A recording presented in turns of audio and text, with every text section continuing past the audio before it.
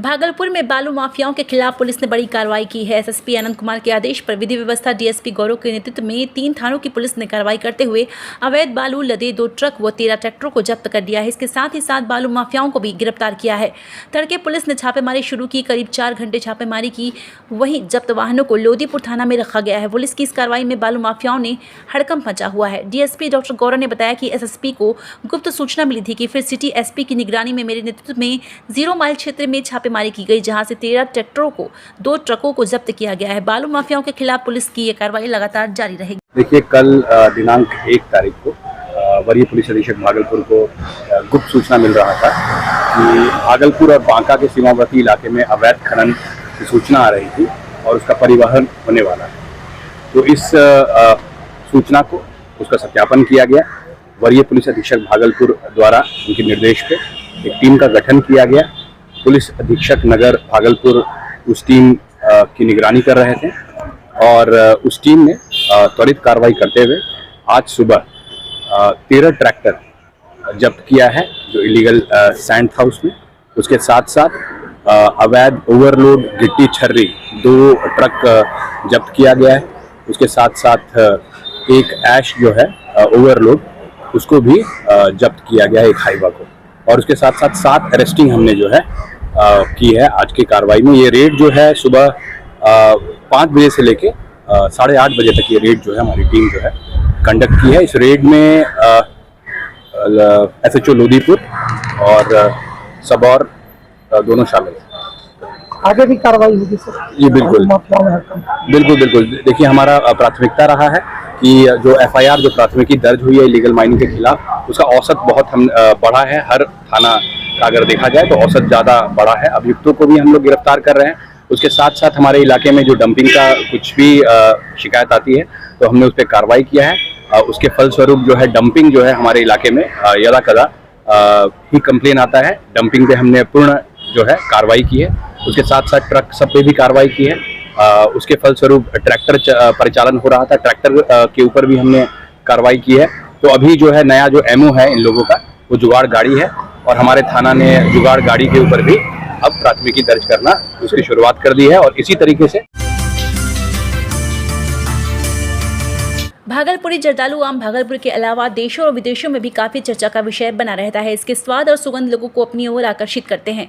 वहाँ पीरपैंती के भारतीय जनता पार्टी के कार्यकर्ताओं के द्वारा जर्दालू आम आज विक्रमशिला एक्सप्रेस भागलपुर स्टेशन से दिल्ली शाहनवाज हुसैन के पास सौगात के तौर पर भारी मात्रा में भेजा गया और वहाँ से कई गणमान्य लोगों के पास भागलपुरी जर्दालू आम पहुँचेगी, जिसका वह स्वाद चख पाएंगे। हालांकि जिला प्रशासन के द्वारा अभी आम नहीं भेजा जा सका है। वहीं पीरपैंती के भारतीय जनता पार्टी के कार्यकर्ता ने कहा, यह जर्दालू आम सौगात के तौर पर वर्षों से हम लोग दिल्ली गणमान्य लोगों के लिए भेजने का काम कर रहे हैं। देखिए, ये आम जो है पीरपैंती जो भी क्षेत्रीय कार्यकर्ता है उनके द्वारा स्नेहपूर्वक सैयद शाहनवाज हुसैन जी को भेजा जा रहा है और वहाँ से फिर जो भी आम है मंत्रालय के जितने भी हमारे भाजपा के कार्यकर्ता या जो भी मंत्री हैं उन्हें भेजा जाता है। यह प्रत्येक वर्ष हम लोग आम भेजते हैं। कृषि विभाग के द्वारा भेजा जाता था प्रधानमंत्री को, नहीं जा रहा? नहीं, यह कार्यकर्ता का स्नेह है और उनके द्वारा ये भेजा जा रहा है।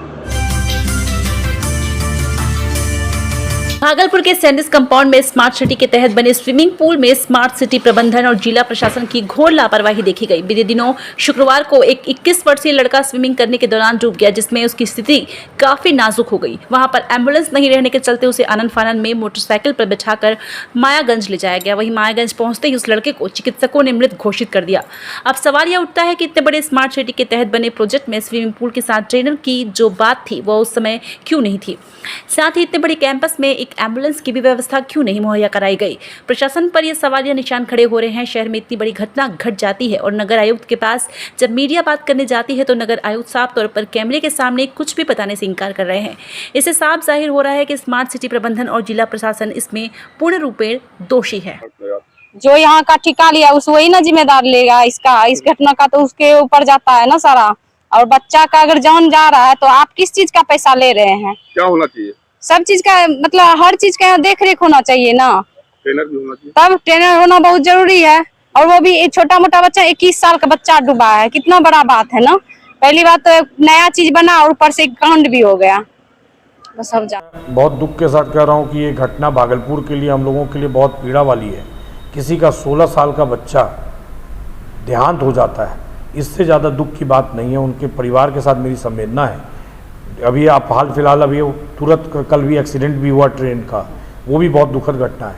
देखिए, ये जो स्विमिंग पूल में पानी 8 फीट 8.5 फीट है, ये ओलंपिक के नाम पे, ओलंपिक के नापदंड पे ये बनाया गया। क्या भागलपुर में ओलंपिक होने वाला था? स्मार्ट सिटी के तहत अगर स्विमिंग पूल बनना था तो यहाँ की जो लोग ट्रेनिंग लेते, बच्चे ट्रेनिंग लेते, जो नए सीखने वाले जाते, उनके लायक बनना चाहिए था। उसका नापदंड होता है कि 4.5 फीट से लेके तब 8 फीट जाता है। ये इन लोगों ने जो यहाँ ओलंपिक का नापदंड से बना दिया, स्मार्ट सिटी के जो भी नगर आयुक्त और जो भी इनके प्रोजेक्ट के जो इंचार्ज हैं, उन लोगों को या तो कोई किसी चीज़ की जानकारी नहीं थी कि भाई भागलपुर में ओलंपिक तो नहीं होने जा रहा है, यहाँ पे जो स्मार्ट सिटी के तहत होना है वैसी सुविधा होनी थी, स्विमिंग पूल होना था। आज जो वो बच्चा डूबा, सिर्फ इसलिए डूबा क्योंकि हाइट 8 फीट था, 8.5 फीट था। तो आप सोचिए कि ये कहाँ का न्याय है, पैसे का मिसयूज है। आज के डेट पे जो एक्सीडेंट हो गया, बच्चे तो हम लोग खो दिए, वो वापस हो नहीं सकता। जब ये पूरे संडिस कंपाउंड के जितने भी देखभाल करने वाली संस्था है, उन लोगों ने भी ऑब्जेक्शन किया था इसके लिए, लेकिन उस पर कोई नगर आयुक्त ने ध्यान नहीं दिया।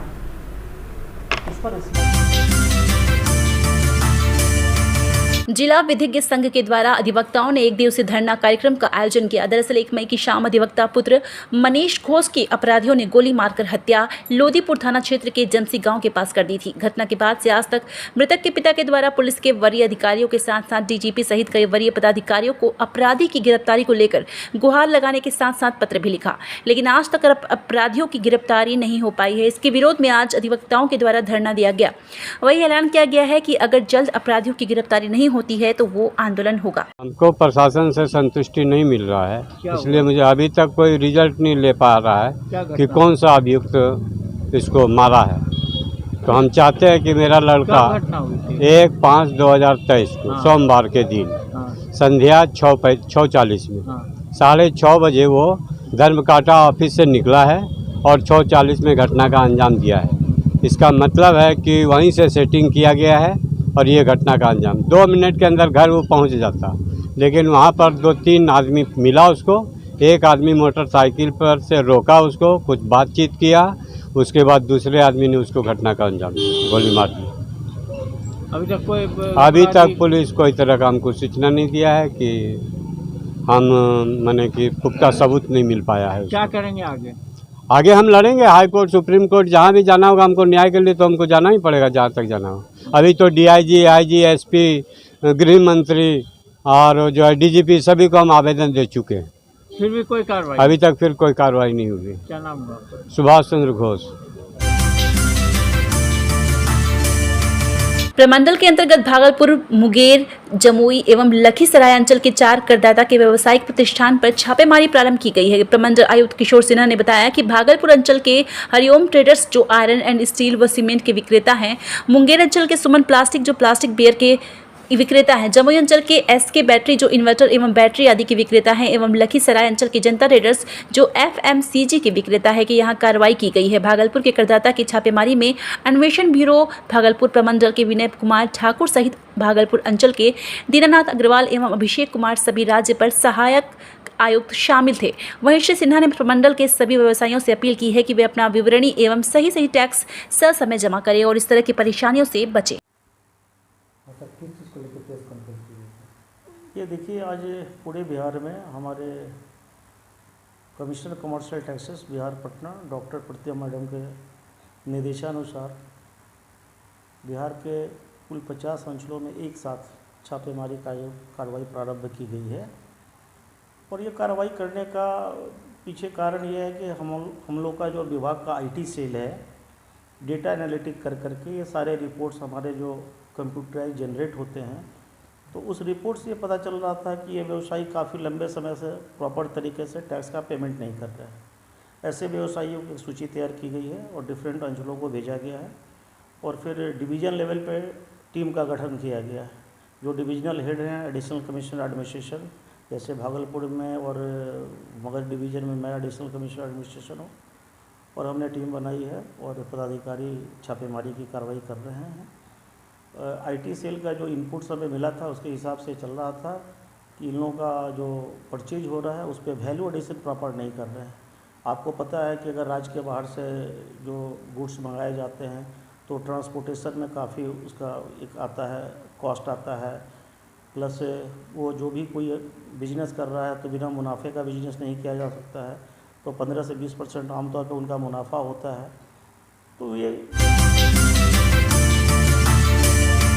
भागलपुर का एकमात्र ऐसा सरकारी अस्पताल जहां हजारों की संख्या में रोज मरीज आते हैं और अपना इलाज कराते हैं। जी हां, मैं बात कर रहा हूं भागलपुर के जवाहरलाल नेहरू चिकित्सा महाविद्यालय अस्पताल मायागंज की। आए दिन आपको यहां की चरमराई स्थिति को लेकर मरीजों के परिजनों द्वारा प्रदर्शन करने का मामला सामने आता रहता है। वहीं भारतीय जनता पार्टी के कार्यकर्ता व समाज सेवी गौतम कुमार यादव उर्फ बंटी यादव उर्फ जब मायागंज अस्पताल गए तो वहाँ की स्थिति बद से बदतर दिखी।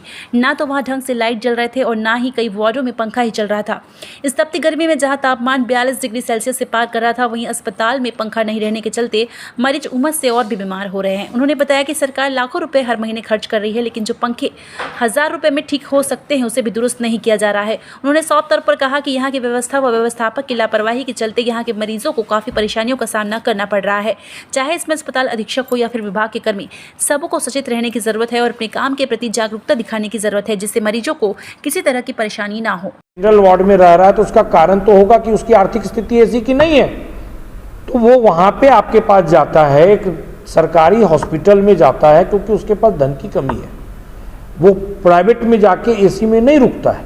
तो ये तो वहाँ के जो काम कर्मचारी हैं और जो डॉक्टर्स हैं, जो वहाँ के इंचार्ज हैं इन व्यवस्था के, उनकी दायित्व बनती है कि जिनको उन्होंने मेंटेनेंस दे रखा है वो खा पका रहे हैं, वो मेंटेन कर नहीं रहे हैं। ये बहुत बड़ा घोटाला है। एक तरह से आप देख लीजिए कि घोटाला का वहाँ अगर खोजा जाए, जांच पड़ताल किया जाए तो मेंटेनेंस के नाम पे घोटाला का ही देखा जाएगा। कहीं ऐसा तो नहीं है जितने सीट हैं वहाँ मरीजों के लिए उससे ज़्यादा वहाँ भीड़ लग जाती है, इससे ये व्यवस्था और व्यवस्था में बदल जाती है? नहीं, एकदम है। पेशेंट वहाँ बहुत लोड है भागलपुर मायागंज पे।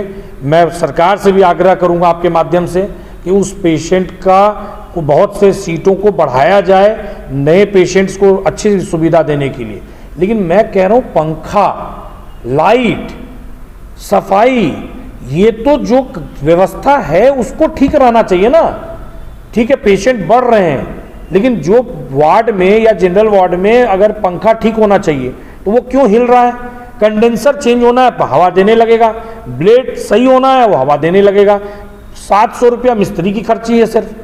वो मेंटेनेंस वाले व्यक्ति जिनको ये दिया गया है वो वहाँ पे उस चीज़ों को बचा रहे हैं पैसा, और जैसे तैसे सब खा पका रहे हैं मिलके वहाँ के जो प्रबंधक हैं और जो मेंटेनेंस लिए हैं। आप जाके चले जाइए रात में, जनरेटर की लाइट कटता है तो कितनी देर जनरेटर चलती है, स्थिति देख लीजिए आप। मुझे छोड़ दीजिए, आप खुद भी खोजेंगे तो मिल जाएगी। और आपको करना चाहिए, हमको आपको जनरल लोगों को मदद करने के लिए, आम जो समस्या कहीं से भी कोई लोग आते हैं, हमारी माताएं भी कभी बीमार होंगी, हमारी आपकी भी बहनें बीमार होंगी। मैंने उस मैनेजर को यही बोला कि भाई आपकी माता बहनें अगर बीमार हो, आप बताइए आप इतने पंखे में आप क्या अपनी माता बहनों को रखेंगे?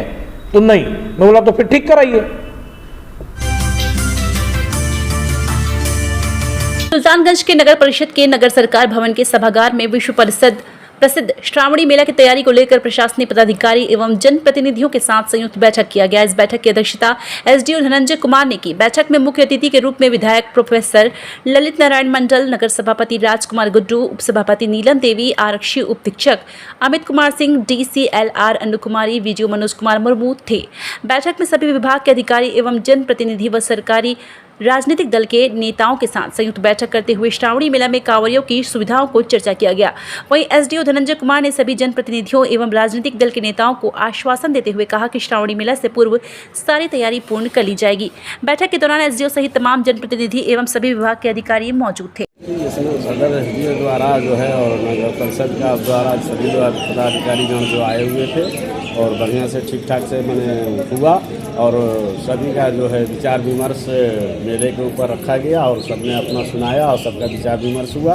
और दूसरी मीटिंग होगी फिर। और हम लोग यही चाहते हैं कि 2023 का श्रावणी मेला 22 से और ज़्यादा ही अच्छा हो और आगे चले और सुल्तानगंज में सुख शांति बनी रहे। धन्यवाद। श्रावणी मेला को लेके हम जिला प्रशासन की ओर से आज स्थानीय जगह पे प्रथम बैठक की गई है।